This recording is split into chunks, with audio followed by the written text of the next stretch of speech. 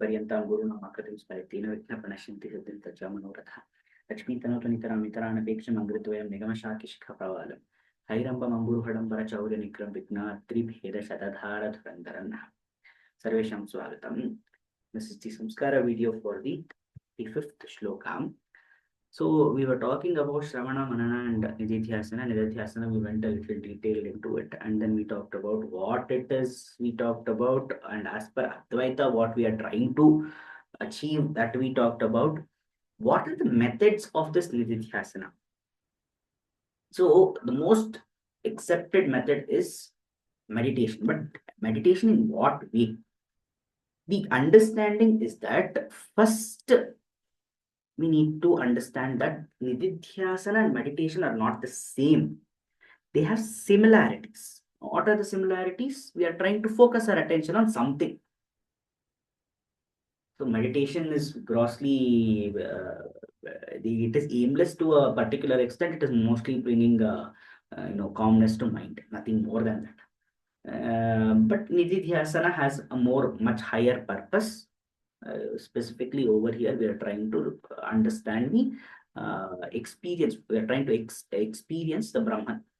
Therefore, there is a difference, but there is a similarity also. Then there is mindfulness. Now, mindfulness, as we have already talked about, it is to encourage or it is to cultivate the presence of mind in a more simpler way that we can put it as presence of mind. But to be all aware, to cultivate awareness, being fully aware of a particular state of mind is mindfulness.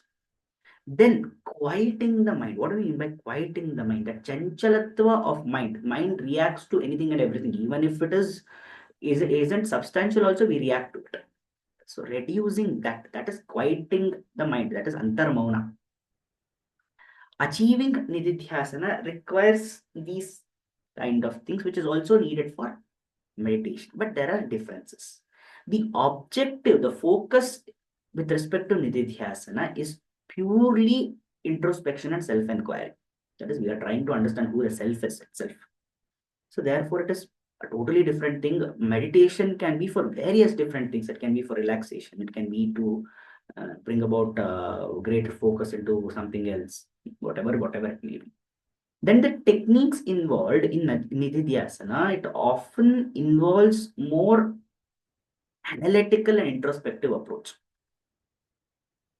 That means we are trying to look into ourselves. There may be aids involved. Okay, there may be we're using maybe Omkara, etc., etc. But ultimately, we have to reach that particular state where it is only Prakasha Rupa.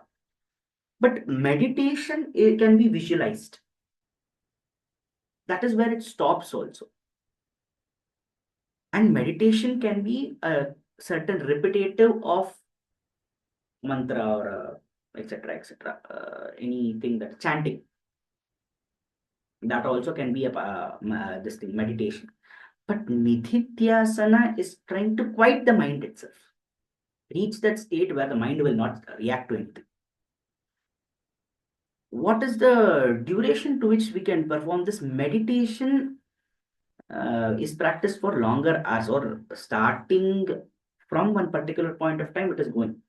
Nididhyasana needs shorter periods. That means we have to sit, and at a point of day, we have to just sit with ourselves, think about that thing that we are trying to manifest, that is the Brahman, then reach that state, and then we are back. So we call it as epiphanies, also like that. So we are trying to have that. So the Nididhyasana is a little shorter in that sense, but the effect is longer because it builds up. So there are Nididhyasana is also a form of meditation, but it has a specific purpose why it has been done. And Nididhyasana leads to deepening of that meditation.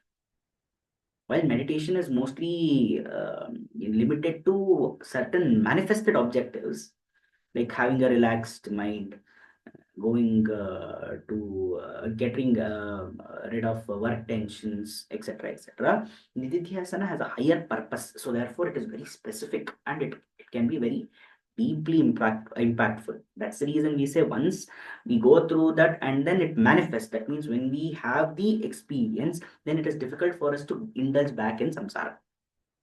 This problem happens. So meditation can be a preparation for nididhyasana. Because we are going deep, no, nididhyasana. So these are certain differences, similarities with respect to nididhyasana. In one way, we can do purva siddhata. Preparation for nididhyasana is through meditation. So that we will try to induce. So with more, from now onwards, we will hugely be turning towards practice-oriented positive psychology. So we will see what all techniques can be used. This was still the Saṃskāra session. Because of the concept that we are talking about, obviously the impact would fall mostly on positive psychology because that is the practice oriented. Here we are talking about concepts. There we will talk about practices also. अस्तु स्वस्ति प्रजाभ्यः प्रतिपालयन्तां न्यायेन मार्गेण महिषा गोब्राह्मणेभ्यो शुभमस्तु नित्यं लोकाः समस्ताः सुखिनो भवन्तु कायेन वाचा मनसेन्द्रियैर्वा बुद्ध्यात्मना वा प्रकृतिस्वभावात् करोमि यद्यत् सकलं परस्मै नारायणायेति समर्पयामि।